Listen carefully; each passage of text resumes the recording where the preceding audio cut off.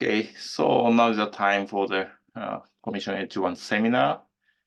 Thank you for joining the seminar. And today we have a presentation by Kate Hawkins from University of Texas, Austin. So, Kate, can you start this presentation? Hope everyone can hear me. Hi, everyone. My name is Keith Hawkins. I am an associate professor of astronomy at the University of Texas. And this afternoon or morning or wherever you are, I'll be presenting on some of the work that me and my group have been doing on, in particular, chemical cartography, and trying to use chemical cartography to learn about the structure of and evolution of the Milky Way. And a lot of this will be based on this work, Chemical Cartography with LAMOST and Gaia, that I wrote last year, and that is kind of a follow-up work to work that others in the field have been doing, like Mark Reed and Luis APOGEE and others, Ron Drimmel.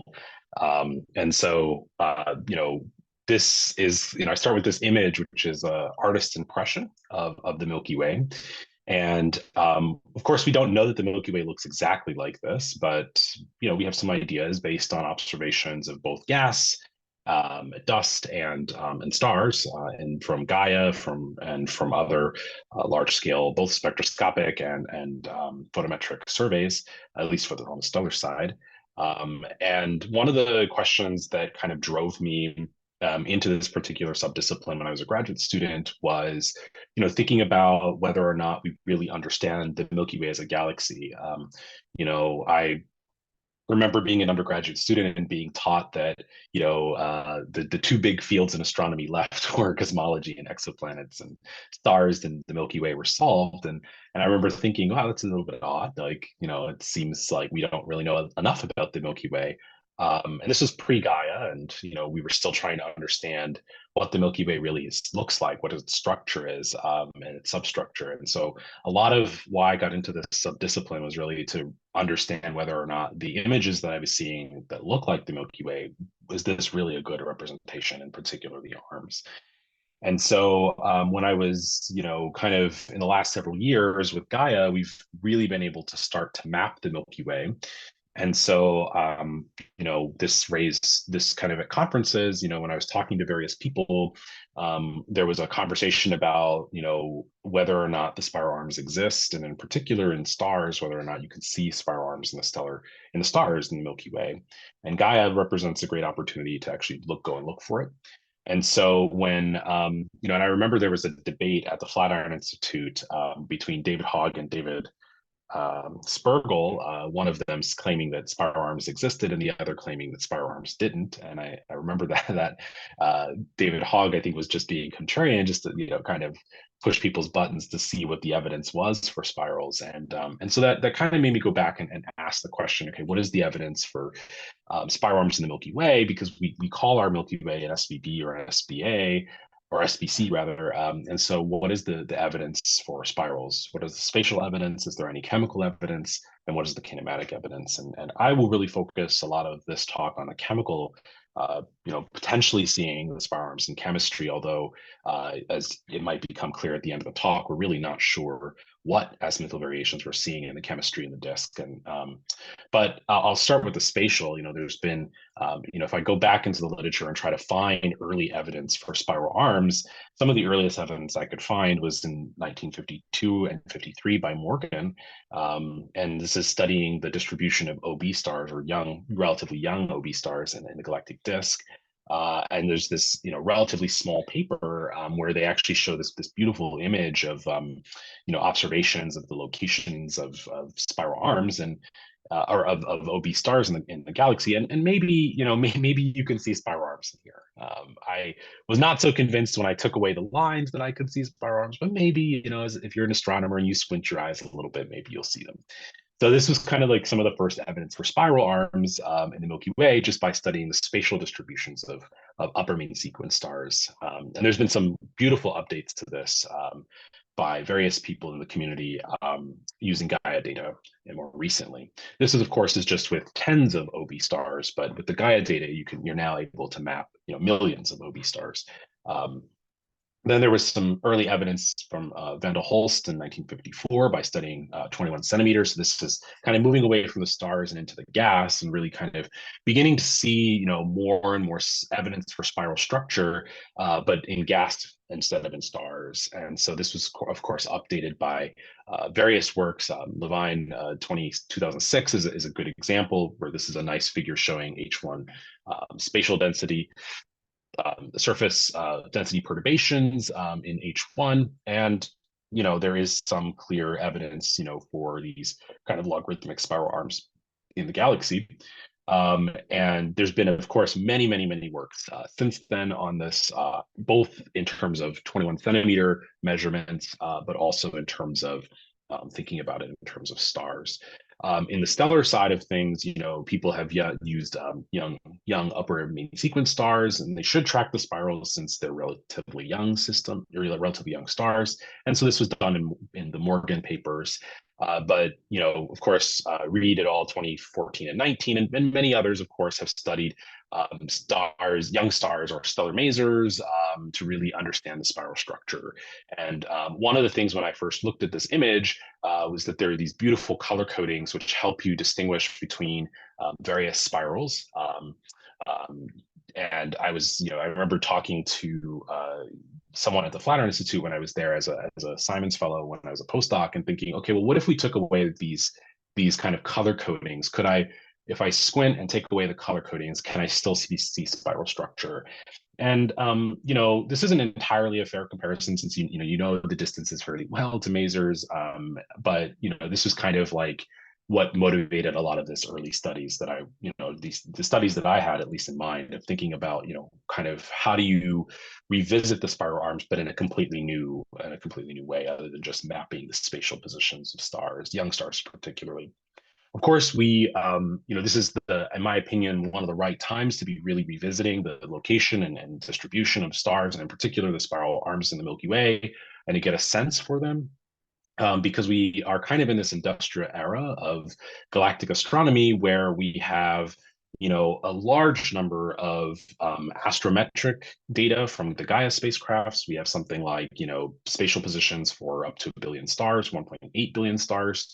And so mapping the positions of OB stars is we're in a really different regime than the 1950s, when the original papers were kind of doing this on tens of stars. We can now do this for hundreds of thousands or millions of stars.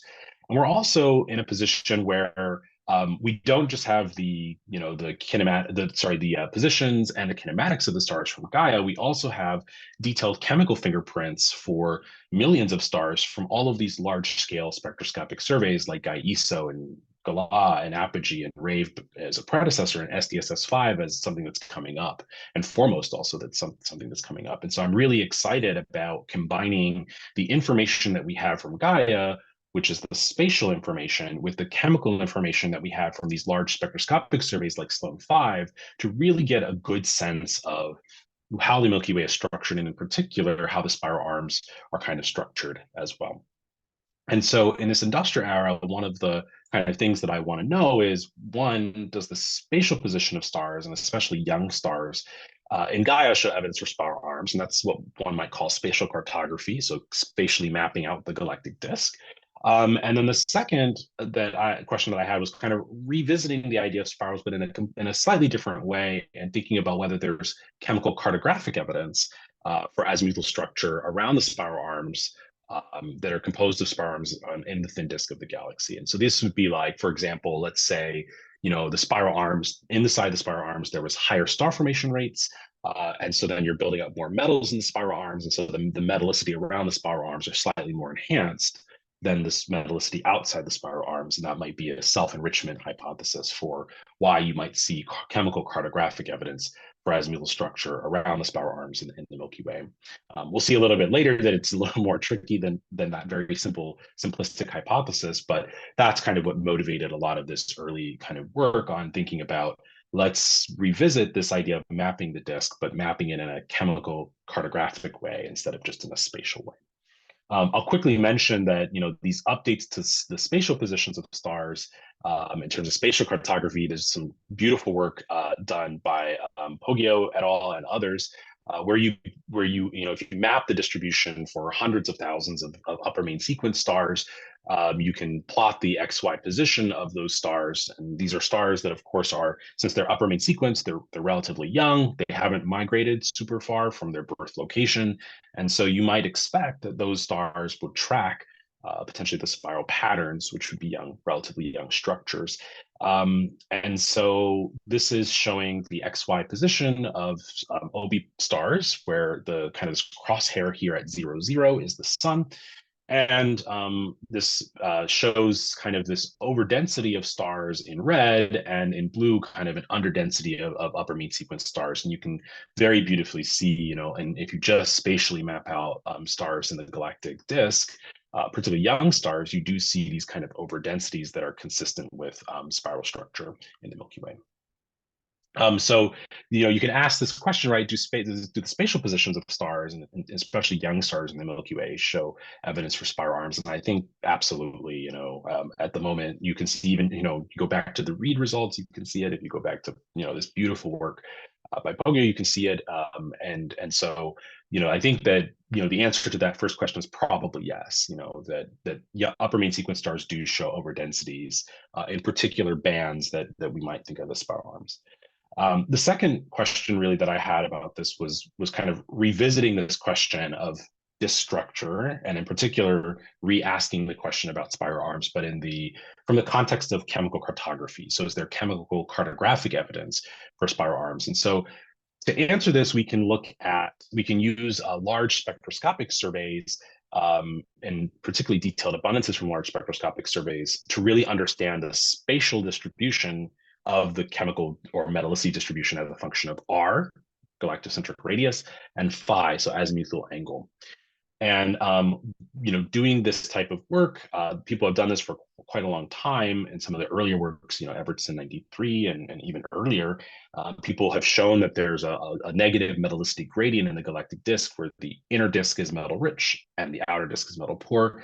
And this led people to believe that the Milky Way probably formed, quote, inside out, which is that the kind of the inner parts formed early and fast, and the outer parts kind of formed on longer timescales a little bit more slowly. And so the metallicity of the outer disk is metal poor, and the metallicity of the inner disk is metal rich.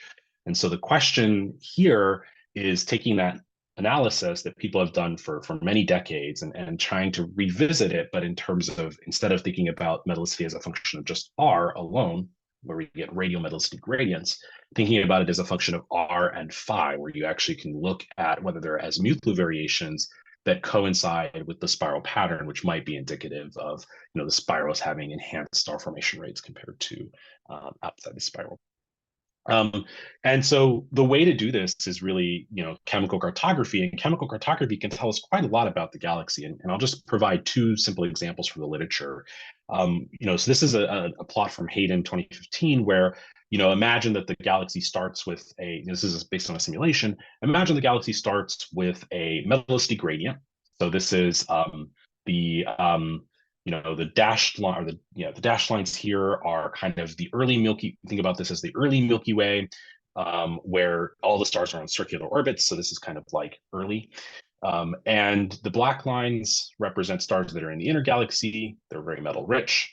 And as you move to the outer galaxy, to these different colored lines, you move to more and more metal poor populations. And that's the inside out formation. That's because of inside out formation, and also the fact that we know that the disk has a negative metallicity gradient. And what you can see here is, if you turn on a process called churning, which is effectively a radial migration process that migrates stars on circular orbits from the inner galaxy to the outer galaxy, and can also migrate stars from the outer galaxy to the inner galaxy, you can notice that the comparison at any given radius between the original circular orbits, the kind of the young Milky Way, to the after you turn on this process and let it go for multiple gigayears, you can see that the metallicity distributions at a given radius fan out, and you get these tails. Especially, in a good example here is in the outer galaxy. It starts with a metallicity that's very metal poor, around peaking at -0.7, but then as radial migration starts to kind of turn on, stars from the inner galaxy, which are metal rich, migrate their way to the outer galaxy, causing this large tail towards high metallicities. And so the metallicity distributions fan out and become much broader with tails, especially in the outer galaxy, with tails to the metal rich side because of radial migration. And so you can envision, right, if you were to build a chemical cartographic map of the galaxy and track the metallicity distribution as a function of radius, the tails of those metallicity distributions will tell you about the churning process. It will tell you about how important the churning process is astrophysically in the Milky Way. So that's one example of how chemical cartography can be very useful. Another is, imagine you take the galaxy. So this is the kind of an image of or simulation of the Milky Way. You put the sun 2/3 of the way out, 0.3, 8.2 kiloparsecs. And if you grid up the galaxy in these cells where you have an inner galaxy in the plane and an outer galaxy in the plane, and an inner galaxy out of the plane and an outer galaxy out of the plane, you can track the chemistry of these different cells, these different regions within the galaxy, and see whether or not there's substructure that pops out.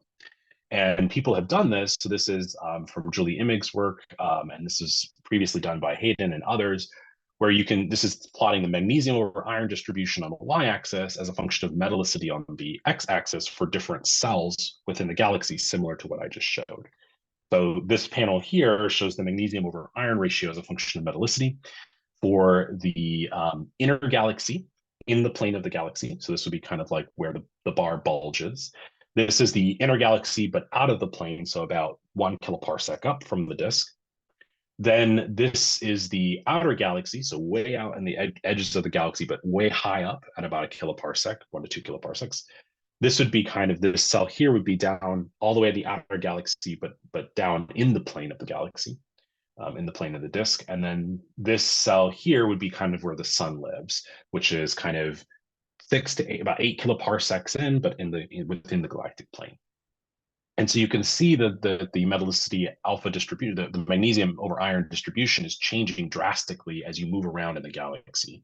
For example, in the inner galaxy, you see this high alpha. This is often referred to as the thick or high alpha disk of the Milky Way. You can see this high alpha disk, this old high alpha disk, kind of dominating in the inner galaxy high up, and dominating high up all the way until you get to about 9 to 12 kpc, where it basically just vanishes entirely.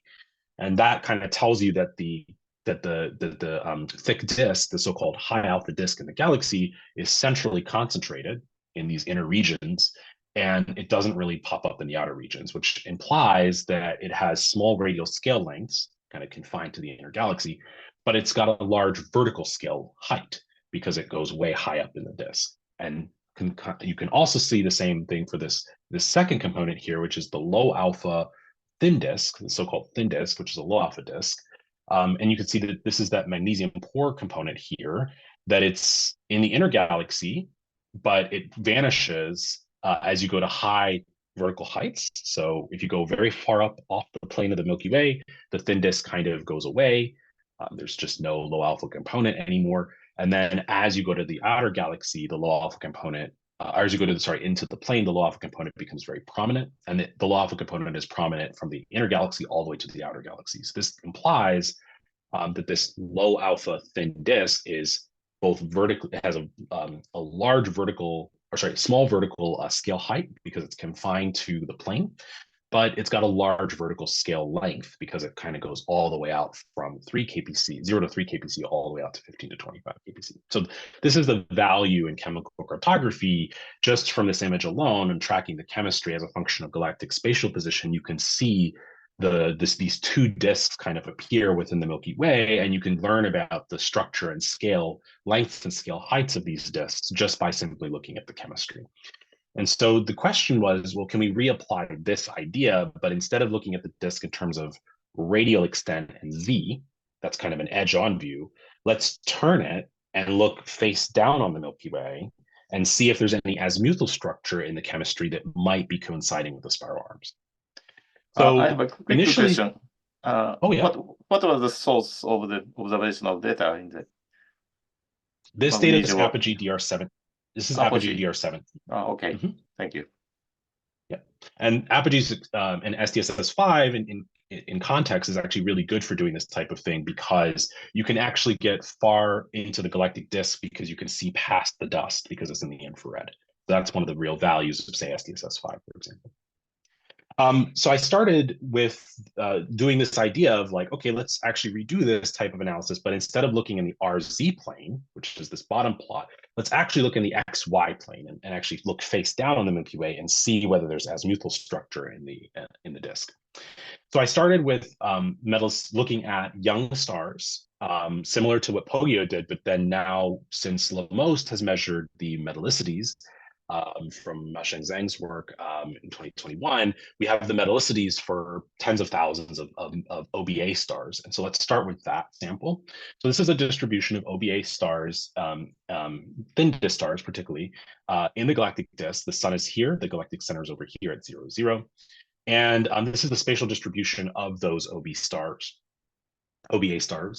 If we plot the metallicity distribution of those stars, you can see that the inner disk, as you start going to the inner disk, it's metal rich, and as you start going to the outer disk, it's metal poor. That's known. You can see the same thing in the RZ projection, where the inner disk is metal rich, the outer disk is metal poor. We also see vertical metallicity gradients as well. And so I fit the metallicity gradient in the disk. I did this using a Bayesian methodology. I don't really have time to talk about it, but the methodology is in the paper. We measure then the metallicity gradient as a function of vertical height. So the metallicity gradient is how much the metallicity is changing as a function of radius in the galaxy. So the inner galaxy, it's a negative metallicity gradient. So the inner galaxy is metal rich at low radii, and the outer galaxy is metal poor at high radii. And we see the black line is the measured metallicity gradient as a function of vertical height. So we basically take strips in the disk and see what the metallicity gradient is as they go vertically higher up in the disk, and it starts to fall off just as everybody else shows. That's great. But really the value in the cartography work is that you can not just do this, just measure the radial gradient, you can actually look at the azimuthal variations. So let's say this is the data showing the metallicity gradient. We can model that metallicity gradient, that radial gradient. And if the metallicity radial gradient was a good approximation of the disk, i.e. at all azimuths at a given radius, the metallicity is the same, then what you should see by differencing the data from the model is just simply noise. But what we actually see when we subtract the data from the model is that there are residuals such that there are azimuthal variations in metallicity that do not align. Well, these do not actually align with spiral arms. So the solid lines here are the spiral arm locations, the logarithmic spiral arm locations from Reed's work. And so the sun is here, and you can actually see that if all of the stars at a given radius had the exact same metallicity, there should be no structure here. This should be all 0. But there is azimuthal structure in the residuals, but they don't seem to be aligned with the spiral arms in the lowest for the youngest stars. And so it does appear there's azimuthal variations on top of the metallicity gradient. These vary on the order of 0.05 to 0.1 dex, but they don't seem to be aligned with the spirals. And so this is cool because it means that we do see azimuthal variations in young stars, but we don't really see it necessarily aligning with the spirals. That said, this sample is pretty local. I mean, we're talking about just like a 1 to 2 kpc from the sun. And so I thought, okay, well, is there a way that we can expand this beyond the local volume and really kind of see a broader swath of the galactic disk? And so I did that in the last, a couple of years ago. And we started with the Gaia DR3 giants, because that came out right around the time we were doing this work. And again, this is something like 1 million stars where, you have, again, the galactic centers over here, the sun is here. The spiral arms from Reed are these kind of beautiful solid lines. And you can see the beautiful metallicity gradient. The inner disk is metal rich, the outer disk is metal poor. You take the model, you model it, and then you subtract off the model, and you see this beautiful pattern all of a sudden appear, where the azimuthal variations really do track what are consistent with the spatial spiral arms from the OB, or upper main sequence, work by POGEE. So this is showing the XY distribution of the metallicity, the delta Fe over H. So that's the metallicity excess, where red means you're more metal rich than expected from just a radial gradient, and blue means you're more metal poor than expected from the radial gradient. The solid lines here are from Reed 20 19. And the kind of solid black contours are from APOGEE 2020, I think 2020, which are the kind of the spatial distribution of the OB stars. And you can see that one of the cool things that come out of this is that wherever there seems to be an overdensity of OB stars, the metallicity is slightly more enhanced for the giants in the same area. And so this is kind of some of the first evidence that maybe there is spiral structure, at least maybe you can see it in the chemical cartography of the Milky Way. And this also came out of Louise Poggio's work. So she has a nice paper from 2022, I think, on this, showing the exact same result, showing metallicity excess. We just did it in slightly different ways, and I used both the LAMOST giants as well, or the LAMOST OB stars, as well as the giants in Gaia. And so this had a nice press release where you can see kind of if you kind of reimpose this artist impression, and you can kind of track that actually there, where there's red, there's metallicity excess, and where there's blue, it's not metallicity excess. And so this is kind of nice because it does track the spirals, but I was wondering, okay, this is still rather confined. Can we get even further in the disk? And so SDSS5, which on the left-hand panel is some of the work that we're doing now on APOGEE, where you see the APOGEE distribution of stars. It's pretty pencil beamy and still gets out quite far, but really SDSS5 is going to blow this open because you're really going to be able to cover a beautiful swath of the disk. But SDSS5 data is still coming in, so we actually tried this with Gaia XP with the 220 million low resolution spectra. The quality is much worse than SDSS5 will be, but we just tried it to see what happens. And so we're writing this now where you just take the same giants, you cover a few tens of millions of stars now with Gaia XP, and you see the beautiful metallicity gradient in a galactic disk, metal rich inner galaxy, metal poor outer galaxy. And if you redo this result, Zoe Hackshaw, my graduate student, is working on this now, where you can actually see, even if you cover an even larger swath of the disk, you do still recover this azimuthal variation in the disk, but it may not necessarily be aligned with the spiral arm. It's still at the level of about 0.05 to 0.1 dex, but it doesn't necessarily track the spiral arms if you continue going far enough out and cover a larger number of azimuths in the disk. We also have done this. I was actually worried that maybe Gaia got something wrong. Maybe the abundances in Gaia were wrong. And so we redid this with the APOGEE results, with the APOGEE DR17. And you can see, it's the same type of plot before. This is the metallicity gradient in the disk with APOGEE DR17. This is the model of it, and this is the subtraction of the model of the data, where you can again see that there are azimuthal variations that do seem to align with the spiral arms. We've also tracked this in different elements as well, not just iron, but also we've tracked this in all the alpha elements, where you can see beautifully in oxygen an anti-correlation with iron, of course, because it's an alpha element, where there are very strong azimuthal variations that are consistent with this, potentially consistent with the spiral arms, but it's a little bit unclear. We also have been exploring how this factors into ages as well. So we see stronger azimuthal variations this is the azimuthal variation that we're seeing on the y-axis as a function of azimuthal angle on the x for stars of different age. So we grouped the stars by ages, showing that the youngest stars show not as much azimuthal variation and the oldest stars show significantly more azimuthal variation, which might indicate that it's not self-enrichment, but probably something else, something dynamical probably going on. And that the kind of the simulations and theory allow us to kind of get a sense for what those dynamical processes could be. There's some great work by Chris Carr, who has looked at how you can actually build azimuthal variations in the galactic disk from perturbations and migration due to Sagittarius. Sagittarius going around the Milky Way can induce perturbations, and those perturbations can lead to migration, and that migration in a disk that started with a metallicity gradient, their migration can lead to azimuthal variation. So this is this very right panel here showing the simulation after Sagittarius has interacted with the simulated galaxy. They do see azimuthal variations in metallicity, which is due to migration from Sagittarius interactions. We actually do see this similar type of rise and fall, although albeit we're at significantly small, we can only see a significantly smaller number of azimuths in the galactic disk than the simulations can, but we do see similar evidence for this as well. There are other people have looked at this in simulations and have showed that actually maybe it could be the galactic bar, co-rotation resonances, great work from Carrie Fillion. And so the exact cause of these azimuthal variations, we don't know, but it doesn't appear to be related to self-enrichment from the spiral arms, because you would expect to see this kind of spiral arm pattern just around the young stars and not in the old stars, but that's just not what we see. So I want to quickly summarize and kind of open it up for a discussion, because we're still trying to figure out what is going on and what we're seeing in the Milky Way. Do the spatial positions of stars, especially young stars in Gaia, show evidence for spiral arms? I think that's absolutely the case. There's great work done by people, both Mark Reed's work, Eloise APOGEE's work, and many other people's work on this.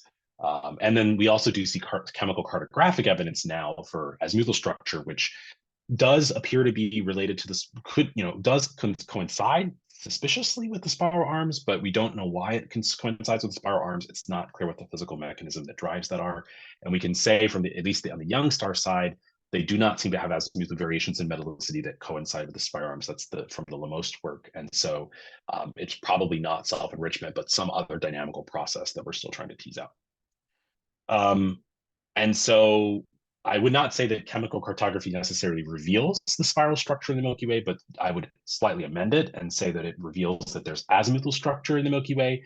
Why, we don't know, but I think this will require a broader age chemical spatial study to be done. And that's something we're working on now. And if there's anyone in the audience that is interested in this kind of stuff, especially in the spatial and kinematic stuff, please do let us know. We're still trying to figure this out.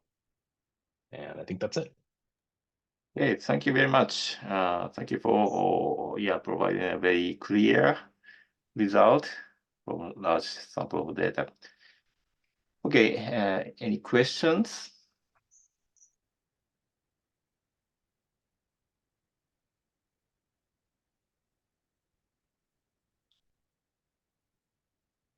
Yeah, I have a question. And then, did you give any constraint on the age of the stars in your sample? Yeah, that's a good question. So when we did this I did this with the OB stars. And the reason why I did this with the OB stars is because I know that OBA stars are going to be fairly young. So these stars in this image here are probably younger than about 2 gigayears, because that's about how long an A star is going to live, or an F star is going to live. And so this sample is constrained by age just by the nature of choosing roughly upper main sequence stars. You can see that the azimuthal variations don't necessarily align with the spiral pattern. They kind of have other structures. And then when we did this result for the giants, which is this result here, the giants in APOGEE, we did not, or giants in Gaia, the giants in Gaia, we did not constrain at all for age. These are stars of a wide variety of ages. And so that's, there aren't any ages, or there are very few ages available for all of these millions of stars in the Gaia data set. And so instead of using ages from Gaia, we actually redid this result. My student, Zoe Hackshaw, redid this result with APOGEE, because there are ages available for those stars based on the chemistry of the stars, C over N specifically. And so this sample, while it includes all ages, we actually redid this result, but binning for ages, we took stars between 0 and 2 gigayears, 2 and 6 gigayears, and 6 plus gigayears. And we do see variations, slightly different amounts of azimuthal variation depending on the ages of the stars. This is a really first glance at this. I don't think people have really done this type of chemical cartography azimuthally segmented by age, because ages are very difficult to measure. And so Zoe's paper will really kind of start to explore that, actually. Okay, thank you. Any questions or comments?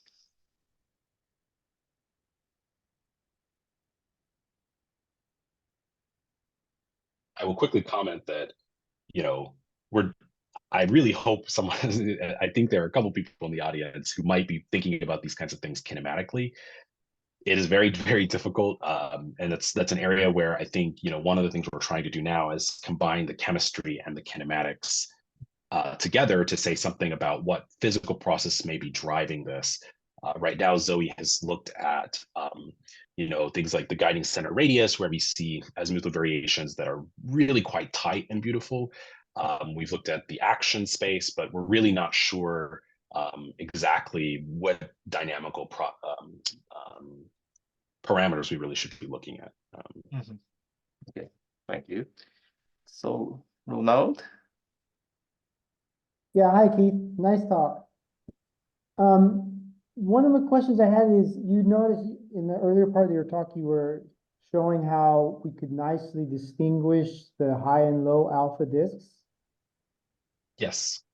Have you looked at this, the azimuthal variations just for the low alpha disk? Yes, we've only looked so far. All of the results that I showed today, and the papers that we've published in the paper that Zoe's writing right now, have only been for the low alpha thin disk. We haven't done this for the high alpha disk. It might be interesting to look at that. The reason why I didn't was because if you look at the metallicity gradient in the low alpha or in the high alpha disk, which is here, as you go upward in the disk, the metallicity gradient basically falls to 0. So it's like as if the low alpha disk or the high alpha disk has almost no metal gradient. So the inner disk is just as metal rich as the outer disk. I didn't expect that there would be a huge amount of azimuthal variation because those stars are going to be old and the gas was probably fairly well mixed when they formed. But it's something we can try, is actually to look at the azimuthal variations in the high alpha thick disk. All right, thank you. Okay.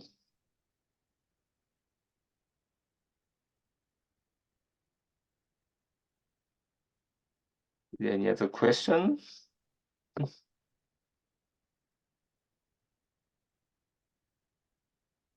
Yeah, you mentioned that about difficulty of the kinematics dynamics analysis, but what is the difficulty? I mean, is this a proper motion or measurement of radial velocity?